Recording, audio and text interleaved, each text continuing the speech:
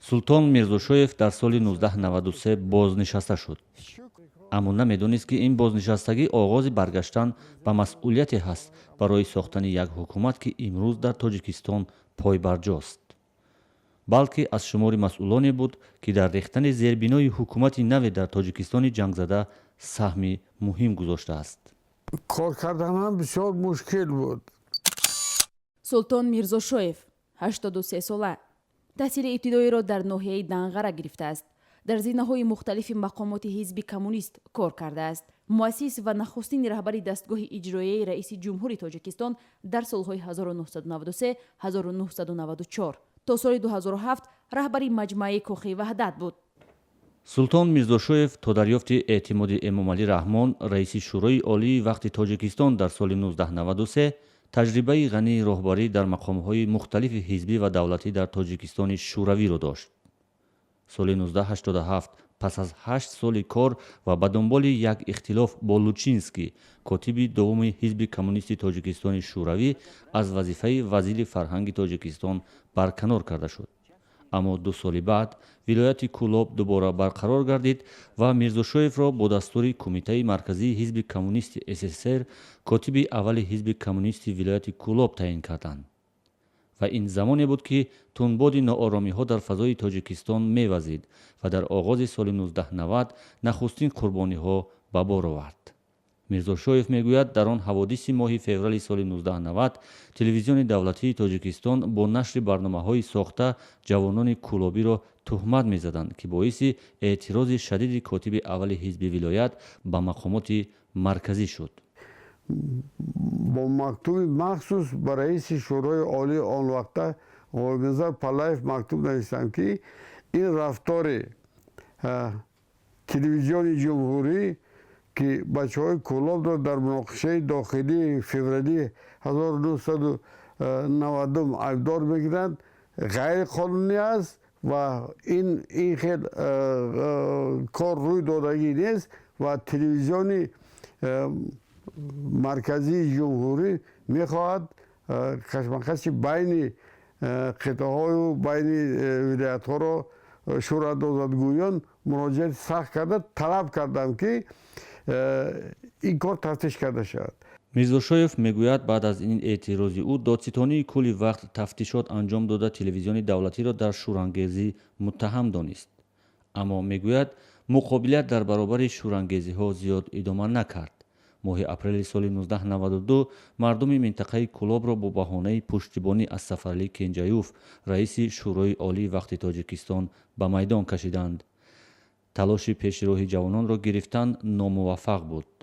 22 апрели соли 1992 дар шаҳри Кӯлоб бо ташаббуси Сангак Сафаров, мулло Абдураҳим Шарифзода ва Қурбон Зардак гирдиҳамоӣ ташкил шуд. онҳо Қурбоналӣ Мирзоев, раиси ҳукумати вилояти Кӯлоб ва султон Мирзошоев, котиби аввали ҳизби коммунисти вилоятро ба майдон даъват карданд то суханронӣ ва аз онҳо пуштибонӣ кунанд. من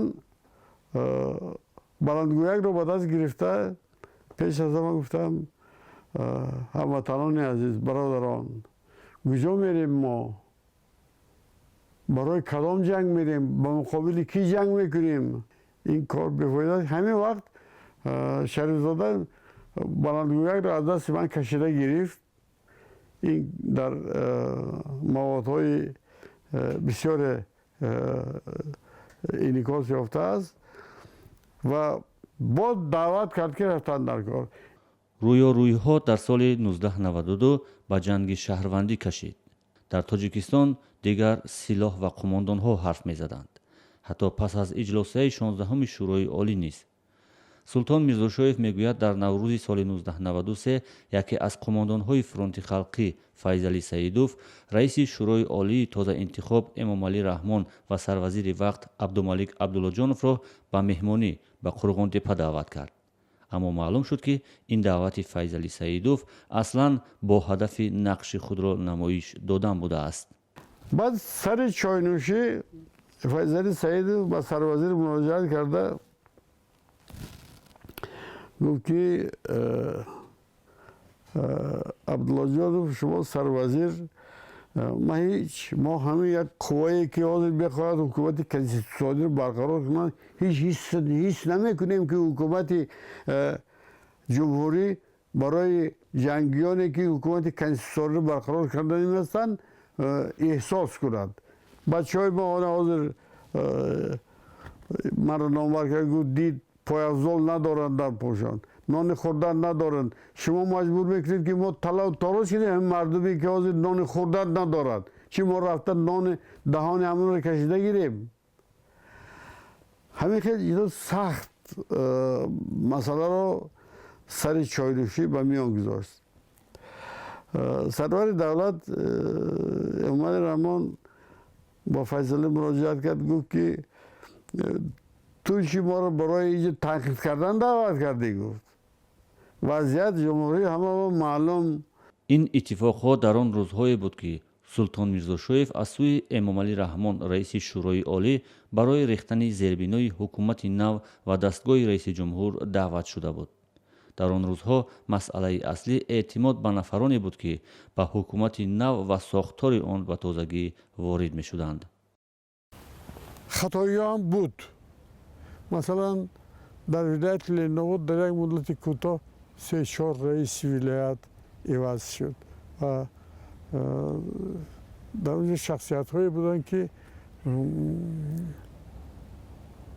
برای از تاجیکستان جدا شدن ولایت لنگرود بیشتر حرکت میکردن تا به جایی که یک جای در تاجیکستان یکی از این رئیس ها بدتر با جوابگری جنایتی کشیده شد.